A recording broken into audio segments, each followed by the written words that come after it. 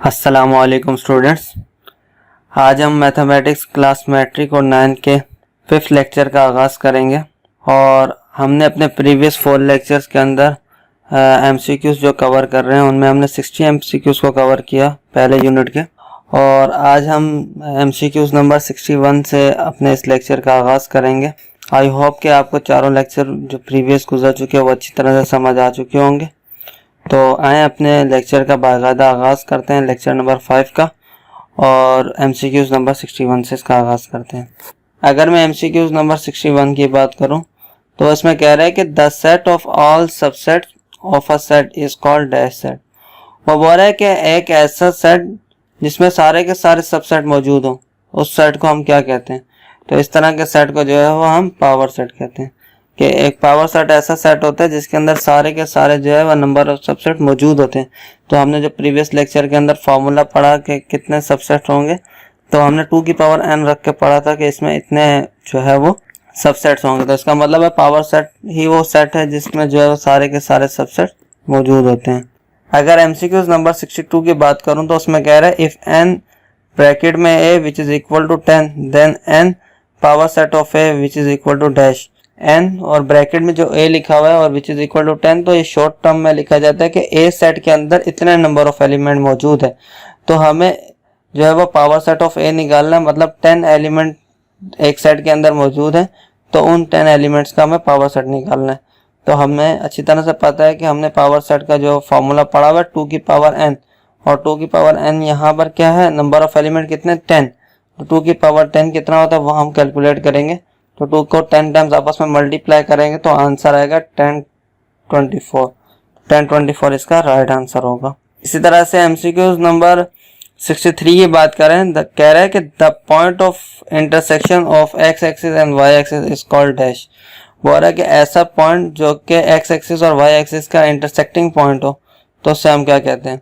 तो हम इसकी एग्जांपल देखते हैं, फिर हमें पता लग जाएगा कि उस इंटरसेक्टिंग पॉइंट को हम असल में कहते क्या है।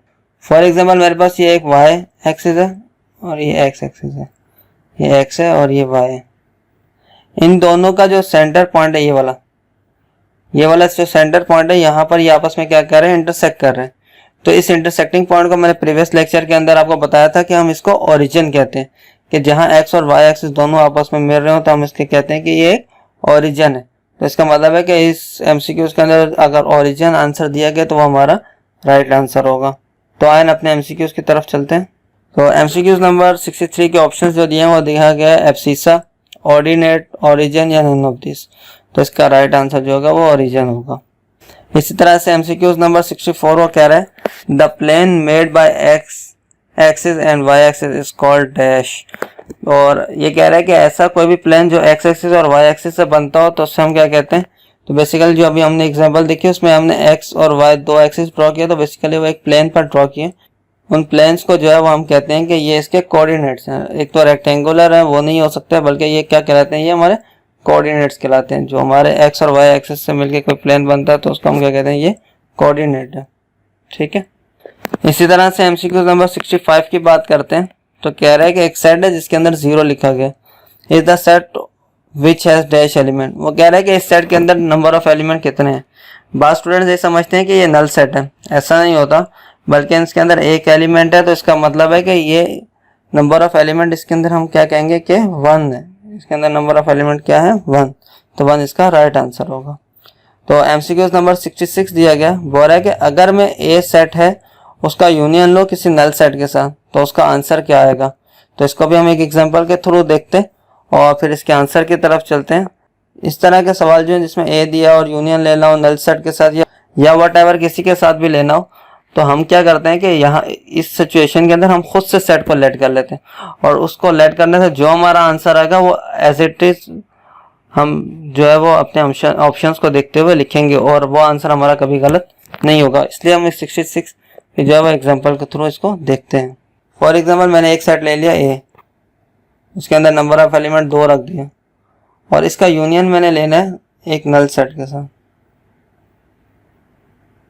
तो एक सेट 1 2 है, यूनियन किसके साथ लेना है, नल सेट के साथ। तो नल सेट के अंदर तो कोई एलिमेंट मौजूद नहीं है, तो हमने कौन से सेट के एलिमेंट लिखने, पहले सेट के जो मौजूद है।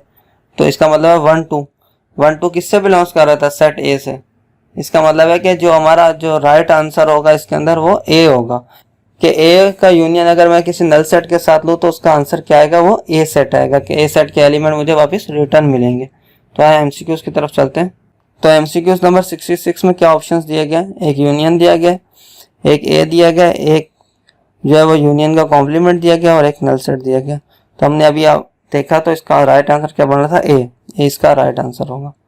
इसी तरह से कह रहा है कि एमसीक्यूज नंबर 67 के अंदर के ए यूनियन ए कॉम्प्लीमेंट, अगर मैं ए का यूनियन ए कॉम्प्लीमेंट के साथ लूँ तो फिर आंसर क्या आएगा।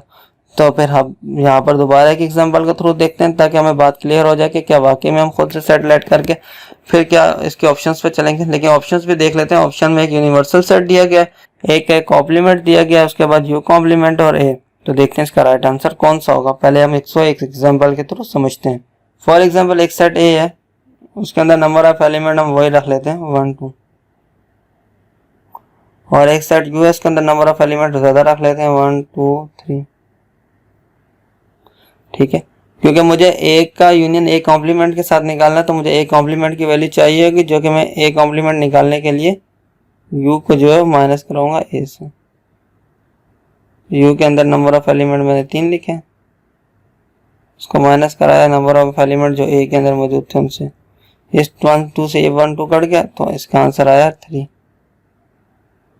इसका मतलब है ए कॉम्प्लीमेंट जो है वो हमारे पास 3 आया। इसी तरह से अगर मैं ए और का यूनियन लूँ ए कॉम्प्लीमेंट के साथ तो फिर आंसर क्या आएगा, ए की सेट के अंदर 1 2 2 एलिमेंट है, यूनियन में ले रहा हूँ कॉम्प्लीमेंट के साथ तो उसके अंदर क्या लिखा हुआ है 3। तो इसका राइट आंसर क्या होगा 1 2 3।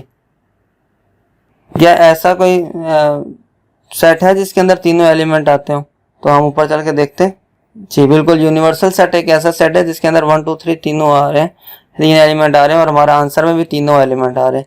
इसका मतलब है कि इसका राइट आंसर जो होगा वो यूनिवर्सल सेट होगा, कि अगर मैं एक का यूनियन ए कॉम्प्लीमेंट्स के साथ लूँ तो उसका आंसर आना चाहिए यूनिवर्सल सेट। तो अपने एमसीक्यूज की तरफ चलते हैं। तो एमसीक्यूज के अंदर क्या कह रहा है कि universal set a complement u complement और ए। तो अभी हमने देखा तो इसका जो राइट आंसर था वो यू था, यूनिवर्सल सेट। इसी तरह से एमसीक्यूज नंबर 68 के अंदर कह रहा है कि अगर एक सेट ए है उसका इंटरसेक्शन में उसी के सेट के साथ लो, तो ऑफ कोर्स हमें इस चीज का अच्छी तरह से पता है कि अगर एक सेट ए है उसका इंटरसेक्शन ए सेट के साथ ले रहे हैं तो ए के अंदर अगर 1 2 एलिमेंट है दूसरे के अंदर भी 1 2 एलिमेंट ही होंगे। उनका जब मैं इंटरसेक्शन लूंगा तो वो क्या आ रहा होगा, खुद इटसेल्फ वो सेट आ रहा होगा। तो इसका मतलब है कि ए इसका राइट आंसर होगा। सही है। इसी तरह से एमसीक्यूज नंबर 69 के अंदर कह रहे हैं the Cartesian coordinate system is also called dash coordinate system.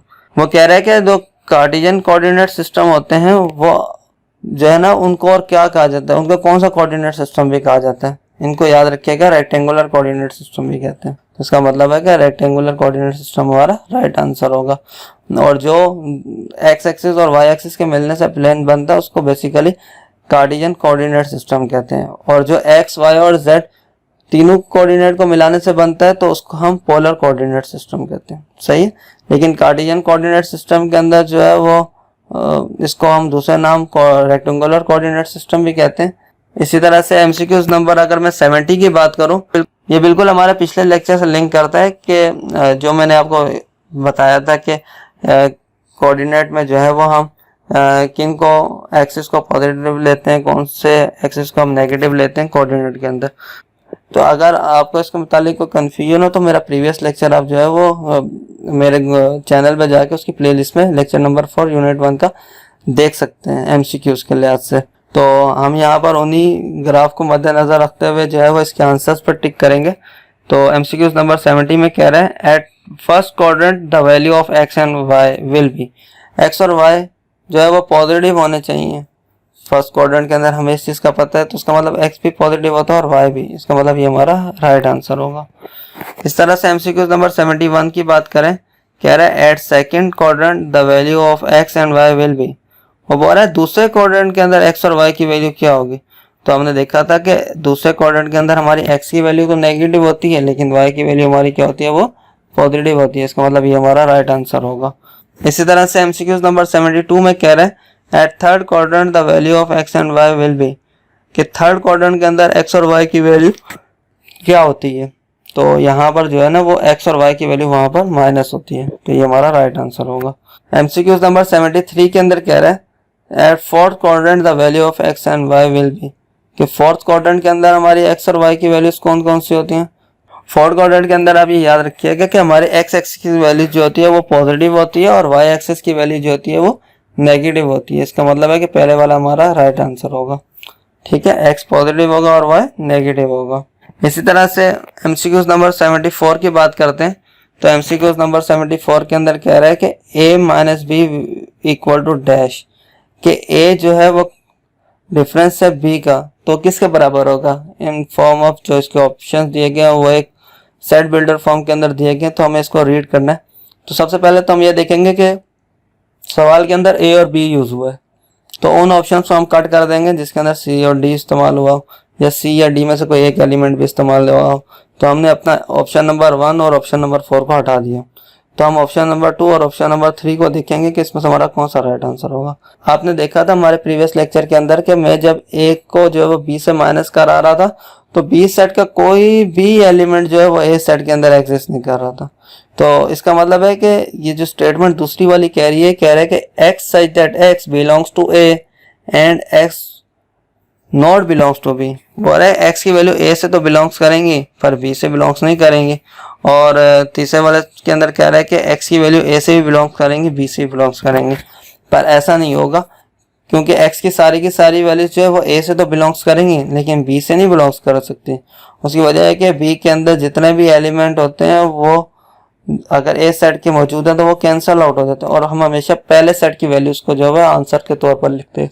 तो इसका मतलब है कि जो दूसरा वाला ऑप्शन है वो हमारा इसका राइट आंसर होगा। इसी तरह से हम अपना लेक्चर का इख्तिताम करते हैं MCQ नंबर 74 पर ही, और आई होप कि आपको जो है वो हमारा लेक्चर अच्छी तरह से समझ आ गया होगा, और जो है ये लेक्चर आप दूसरों के साथ भी शेयर करें ताकि उनको भी जो है ना वो इससे फ़ायदा हो और वो जो है ना वो अपने पेपर की जो प्रिपरेशन अच्छी तरह से कर सकें। और हमारे चैनल को लाइक शेयर एंड सब्सक्राइब करना मत भूलिएगा, और दोस्तों के साथ शेयर करना भी मत भूलिएगा। Thank you for watching. अल्लाह हाफिज़, खुश रहें, नेक्स्ट लेक्चर में मुलाकात होगी।